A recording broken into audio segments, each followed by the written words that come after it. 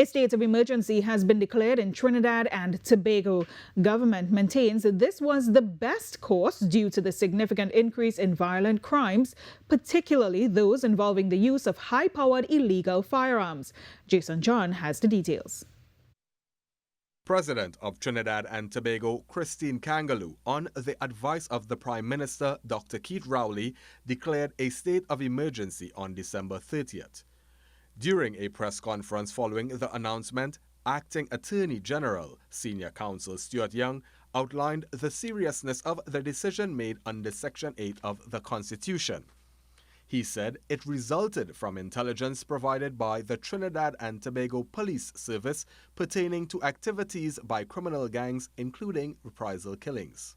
The criminal gangs, via the use of high-powered assault weapons and other illegal firearms in areas of Trinidad and possibly Tobago, are likely to immediately increase their brazen acts of violence in reprisal shootings on a scale so extensive that it threatens persons and will endanger public safety. The acting AG reiterated that there is no intention at this time to enforce a curfew. He said the target of this national public state of emergency is those who engage in activities with criminal intent of endangering public safety through the use of illegal firearms. The police service will be given the powers to search premises without warrants, to search persons without warrants who they have suspicions of carrying out criminal activities, a lot of it associated with illegal firearms, and also to detain persons for periods of time. The regulations are setting out the process and the procedure. We're going to have a 48-hour holding period where persons can be held under these regulations. Thereafter, either a magistrate or a senior police officer can make an order of detention for another 7 days whilst evidence is being gathered with respect to persons held under the state of emergency regulations.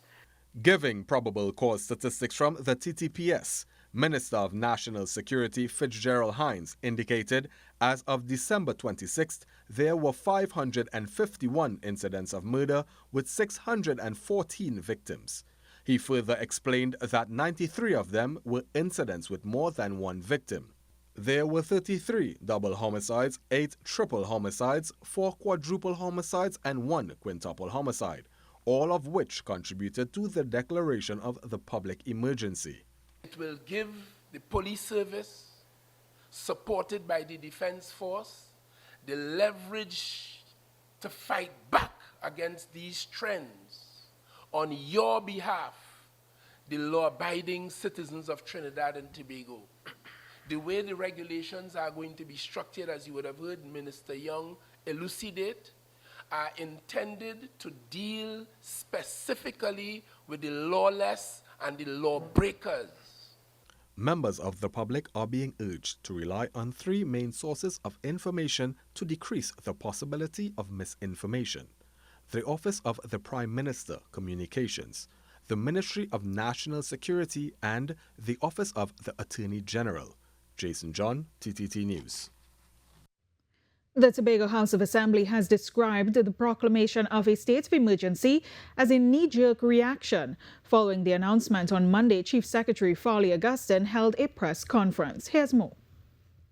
Chief Secretary Farley Augustine believes the country needs more than a state of emergency to tackle the issue of crime. At this point, we are not very confident that this will result in any meaningful change in direction or change in what will happen, save and except that the police will now be empowered to arrest people by circumventing some of the usual human rights issues that are enshrined in the Constitution. So that should give the police an advantage.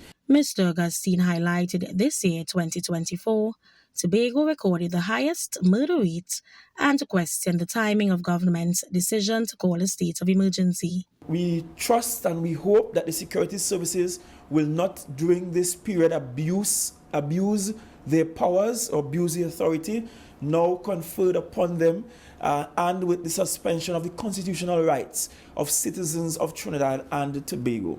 So it means that we will require that the police officers with these additional powers, that they be very judicious, that they be fair in how they manage the state of emergency. Mr. Augustine said he plans to meet with law enforcement agencies on these concerns and outline what support the THA can offer. The Tobago House of Assembly's Minority Council has expressed their support for the government's decision to enforce a nationwide state of emergency. The government's decision to declare a state of emergency is a necessary step to address this crisis head-on. I also appreciate the attempts to strike a balance between ensuring the safety of citizens and protecting the economy and the livelihoods of our people. But we must remain hopeful. The minority leader believes that amidst the inconveniences that may come with the regulations, citizens should recognize it is for greater good. He noted law enforcement agencies play a critical role in the success of this decision. This is a chance for law enforcement to step up and really go after those fueling the violence. At the same time, we must trust this move is part of a bigger plan to tackle the deeper issues driving crime, like our porous borders that allow illegal guns and drugs to flow in, money laundering that fuels gang activity, and the perceived lack of opportunities that many youths are citing as an attractive prospect for them in the life of crime. Carissa Douglas, TTT News. Thanks, Carissa. The Trinidad and Tobago Chamber of Industry and Commerce has expressed its support for the declaration of a state of emergency, stating that it is a necessary measure for the public's best interests in light of the ongoing crime crisis. However, it emphasizes that the SOE should not be seen as a standalone solution to the country's crime problem. In a media statement, the TT Chamber described the SOE as an opportunity for national security forces to address the situation head-on with the hope of restoring some degree of normalcy to our society. The organization stressed that while it is an important step, the state of emergency must be part of a broader strategy for combating crime.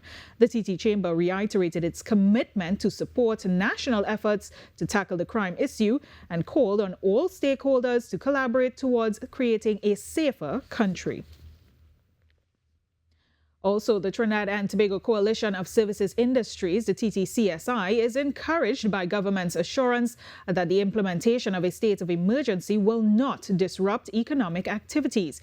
In a media release, the TTCSI said it is pleased that there is no curfew at this time, which allows law-abiding citizens and businesses to continue their operations uninterrupted. It noted that by targeting criminal elements while preserving the operations of businesses and industries, this initiative strikes a crucial balance between national security and economic stability. The TTCSI said crime affects all facets of society, noting that a secure environment is critical to fostering growth and investment, and commended the government for implementing measures that will help to restore confidence among local and international customers and stakeholders. 3 illegal firearms were seized and 1 man arrested following police anti-crime exercises over the weekend. Acting on intelligence, police proceeded to Pioneer Drive in Pitty Valley, where they observed a black Nissan X-Trail, following which a chase ensued. The driver is said to have exited the vehicle and escaped, but police found a backpack containing 2 assault rifles with 54 rounds of ammunition. In a separate incident, police were on patrol in the Caledonia Morva area when they observed 2 men, one of whom was armed with a firearm. A shootout took place during which the armed suspect dropped his weapon and both men fled the scene. Later, one of the suspects was found seeking treatment at a medical facility.